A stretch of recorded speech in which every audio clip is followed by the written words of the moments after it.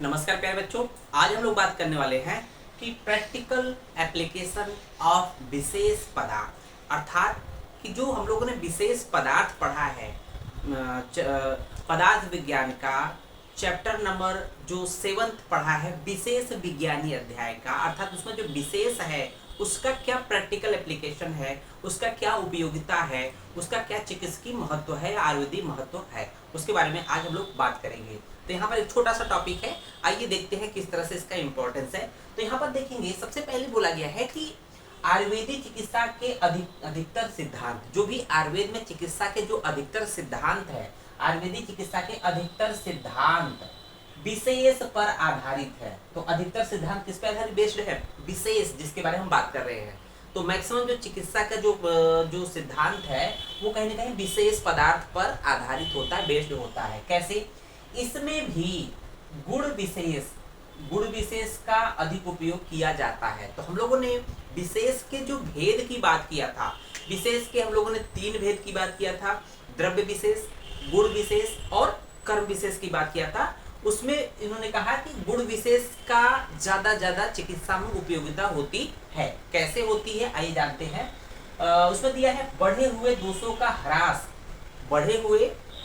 का ह्रास अर्थात कमी उनके विपरीत गुणों के द्रव्यों से किया जाता है। तो हम लोगों ने जब विशेष की बात किया तो वहां पर हम लोगों ने गुण विशेष में क्या बात किया था कि जब शरीर में वात दोष की वृद्धि होती है, तो जैसे वात दोष अगर बढ़ा है, वात दोष बढ़ा है तो वात दोष बढ़ने का मतलब जो वात के जो गुण होते हैं रुच्छ शीत लघु, क्या गुण होते हैं वात के? रुच्छ शीत और लघु, ये गुण होते हैं। तो मान लीजिए हम लोग 3 गुण लेते हैं, रुच्छ शीत लघु। तो वात दोष की वृद्धि में हम लोगों ने क्या बताया था कि स्नेह का प्रयोग या तैल का प्रयोग, या मतलब तेल का प्रयोग, सिंपली तैल का प्रयोग यूज किया था। तेल से क्या हो जाएगा? वात का शमन हो जाएगा। क्यों शमन हो जाएगा? क्योंकि जो तैल के गुण होते हैं वात के गुणों के जस्ट विपरीत होते हैं। तो रुच तैल का जो गुण होता है क्या होता है? रुच की जगह क्या होता है? स्निग्ध होता है, स्निग्ध होता है।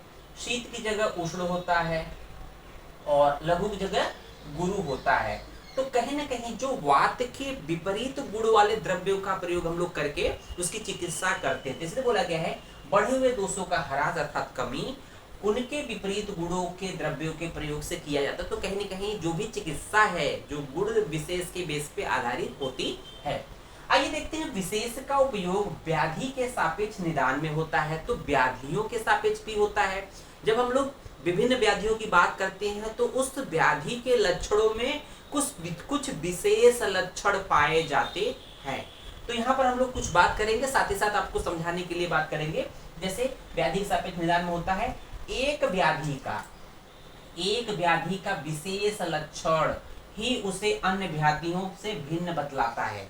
मान लीजिए एक व्याधि का जो उसका स्पेसिफिक लक्षण होता है उसे अन्य व्याधियों से अलग बतलाता है। अगर हम लोग बात करें तो हम लोगों ने देखा होगा कि एंटेरिक फीवर, जिसको हम लोग टाइफाइड बोलते हैं, एंटेरिक फीवर या टाइफाइड बोलते हैं, साल्मोनेला टाइफी की वजह से होता है। जब उसके लक्षणों पे जाते हैं तो लक्षण में जो सामान्य बुखार तो बहुत से व्याधियों में होता है, फीवर तो सब टेम्परेचर राइज बहुत ज्यादा मतलब कि हर एक में होता है। लेकिन ये लैंडिंग पैटर्न अर्थात जो टेम्परेचर का एक इंक्रीजमेंट होता है बहुत ही स्टेप लैडर पैटर्न होता है। तो आप वहाँ देखोगे टाइफाइड के लक्षण में टेम्परेचर का जो बढ़ना होता है step ladder pattern. Step ladder pattern क्या होता है? ये ऐसे गया, फिर ऐसे गया, फिर ऐसे, फिर ऐसे, फिर ऐसे, सीढ़ी हो गया। तो ये देखेंगे ये स्टेप लैडर पैटर्न होता है टेम्परेचर का। साथ ही साथ उसके बॉडी पे कभी कभी पिंक कलर के छोटे छोटे दाने पाए जाएंगे, है ना।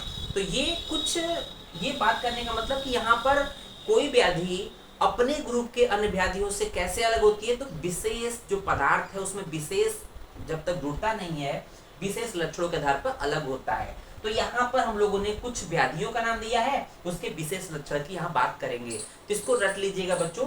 देखेंगे कि पहली व्याधि है वातिक शोथ। यहाँ पर एडिमा की बात की गई है। त्रिशोथी अध्याय चरक सूत्र 18वां चैप्टर में जब हम लोगों ने बात करेंगे सेकेंड ईयर में, तो यहाँ पर बोला गया है वातिक शोथ, शोथ देखेंगे त्रिशोथी मुख्यतः बोला गया, वातिक पैतिक कफज चरक ने बोला है। तो वातिक शोथ के लक्षण को क्या बोला गया, वातिक शोथ का विशेष लक्षण क्या होता है, दिवाबली होता है। वातिक शोथ जो होता है दिन में बलवान होता है, तो व्यक्ति दिन भर काम करता है तो इसका मतलब जो वातिक शोथ होता है दिन में उसकी सूजन होता है, रात में क्या होता है सूजन समाप्त हो जाती है, इसको बोलते हैं दिवाबली होता है। दूसरा है जो कफज शोथ होता है वो रात्रि बली होता है। जो कफज शोथ होता है, कफ की प्रवृत्ति रात में ज्यादा होती है, दिन में भाग दौड़ करता है, वाद बढ़ा रहता है, तो इसलिए कफज शोथ जो होता है रात्रि बली होता है, इसका विशेष लक्षण होता है। क्षतज जो काश होता है इसमें पारावत पूजनम शब्द आया है। पारा मीन्स होता है, पारावत मतलब पारा मतलब कबूतर के समान, एक जो कबूतर बोलते हैं ना जिस तरह से घुर घुर आवाज निकालते हैं, तो उसको बोला गया पारावत पूजनम, इसका विशेष लक्षण है। उसी तरह देखेंगे अपतंत्र, एक व्याधि होती है अपतंत्र, उसका विशेष लक्षण क्या है, कपोत इव पूजनम, ये टर्म याद रखना जरूरी है। और देखेंगे एक वातिक अर्श, वातिक अर्श जो है जिसको हम लोग पाइल्स भी बोलते हैं, उसका विशेष लक्षण क्या है कि टुंडी केरी पुष्प सदृश, टुंडी केरी के पुष्प के समान इसमें संरचना पाई जाती है, स्ट्रक्चर्स पाए जाते हैं। पित्तज अर्श में क्या पाया जाता है, यकृत प्रकाश, तो यकृत पित्तज, हाँ यकृत प्रकाश।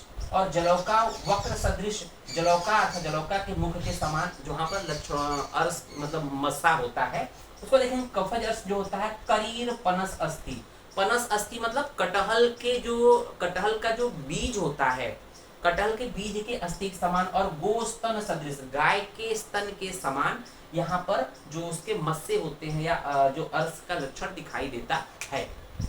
इसके बाद हम लोग देखेंगे कि छोटा सा दो पॉइंट और बचा हुआ है। शरीर के रचनात्मक ज्ञान में भी विविध अवयवों के विशिष्ट लक्षणों के आधार पर ही इनका ज्ञान किया जाता है। नेक्स्ट पॉइंट देखेंगे, रोग एवं रोगी परीक्षा का आधार भी विशेष ही होता है, और रोगी के दोष दूसरे के वैशिष्ट के आधार पर ही, दोष और दूसरे के वैशिष्ट के आधार पर ही चिकित्सा निर्धारण किया जाता है। तो इस तरह से हम लोगों ने देखा कि विशेष जो पदार्थ है उसका क्लिनिकल मतलब प्रैक्टिकल इंपॉर्टेंस क्या है, इस तरह से हम लोगों ने चर्चा किया। धन्यवाद।